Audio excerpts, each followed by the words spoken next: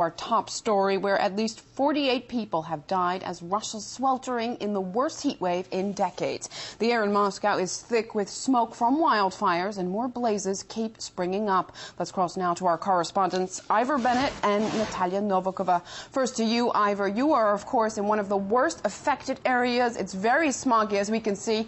What is the situation? Are things improving?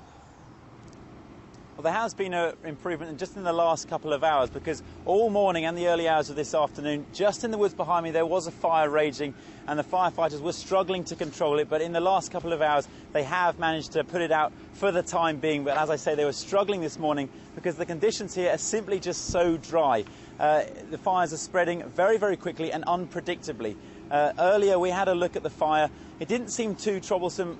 From where we saw it, the flames were just coming up to about knee height, but suddenly out of nowhere, they flared up to well over 2 meters. And that's the sort of challenge these firefighters are facing. As they put out one part, then another part springs up very, very quickly. And we did actually have to move the position we were broadcasting from, because we were very close to the woods and the fire. We were off the road, and the fire crew came over to us and said we were in a very dangerous position because the fire could sweep towards us in a matter of seconds and cut us off from the road. So we have actually had to move for our own safety. And as you can see, the smog here and the smoke is very, very thick. The air is very, very heavy, and you can taste the smoke here. If you're outside for more than just a few minutes, in fact, it is quite nauseating, in fact, that taste of smoke.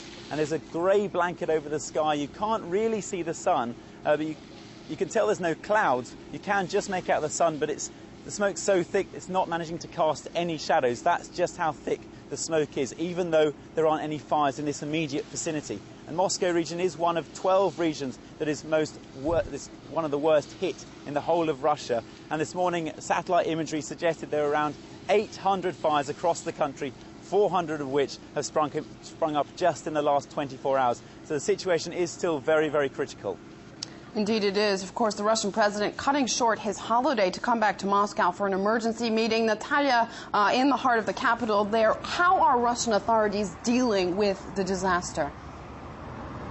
Well, indeed, Anita, like you just said, Russian president came from his summer residence to hold a series of emergency meetings in Kremlin regarding the problem of firefighting. He will be meeting with representatives of the Russian Defense Ministry, of the Prosecutor's Office, of the Russian Emergencies Ministry. He wants to involve as many structures in this firefighting as possible. Of course, during the meeting, they discussed how to help people who lost their homes or their lives in these fires, as well as how to stop the fires around Moscow and in Russia in general right now, and of course how to prevent those fires from spreading onto strategic objects in Russia, such as military bases or nuclear plants, for example.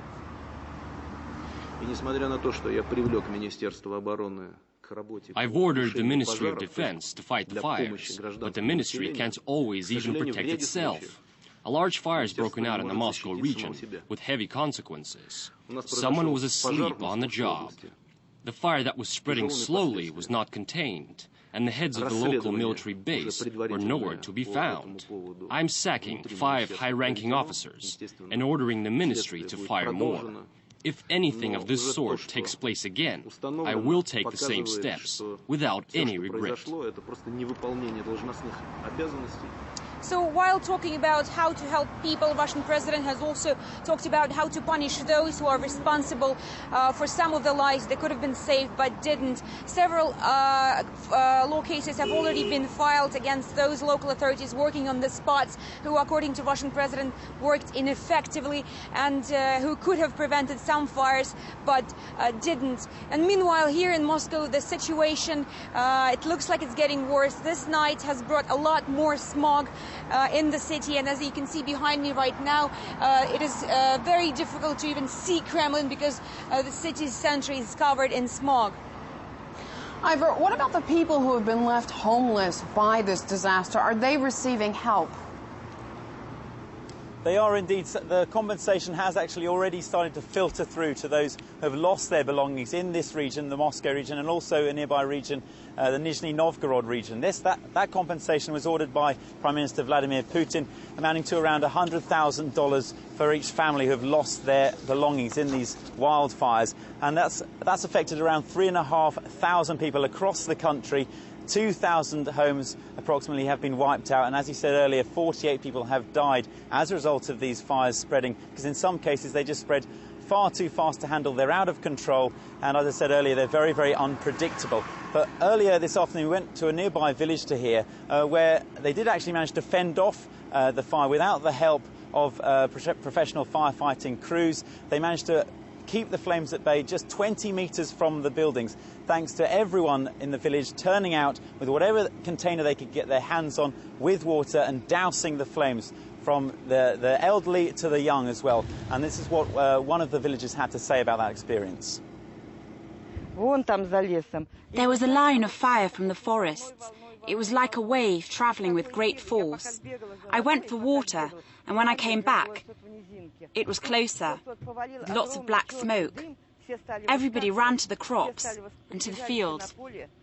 The fire was coming closer and closer, and then when we realised that we could get burnt, we grabbed buckets and spades and tried to put it out. Later the firemen came with water pipes, but mostly we put it out.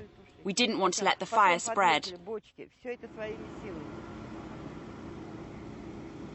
And that same village has now actually set up a sort of sentry duty, if you will, through the night to raise the alarm should the flames return. That's how keen they are, obviously, to protect their village and their belongings. But some haven't been so lucky. The fires have been very, very quick to spread and caught many villages unexpected and burnt down the whole houses all to the ground. And as I say, 3,500 people have been affected by that. 2,000 houses have been destroyed by these fires. And this is a report by my colleague Timofey Krasyuk on the effect this has had on those suffering. When darkness falls hours ahead of schedule. Although it's already been 5 days since fires incinerated this village, ash clouds are still so thick they block out the sun. Firemen continue to keep patrol as yet more flames break out. But for Igor Rerin, their efforts don't matter anymore. My daughter ran up and said, "A bus is waiting and everyone's being evacuated." We already had our bags packed. My wife walked around the cattle with a religious icon, asking for protection, but even the barns have vanished. A wall of flames up to 300 meters wide was more than the firemen could handle.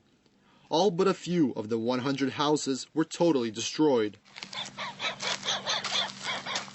Everything Igor had built up in 30 years living here, the family home, their daughter's house, their cattle, even their dogs, all lost to the flames. But amidst the scenes of utter destruction, a glimpse of hope.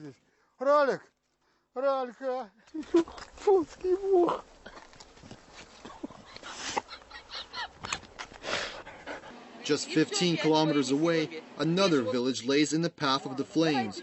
Its people are worried the same fate awaits them. We're on our own.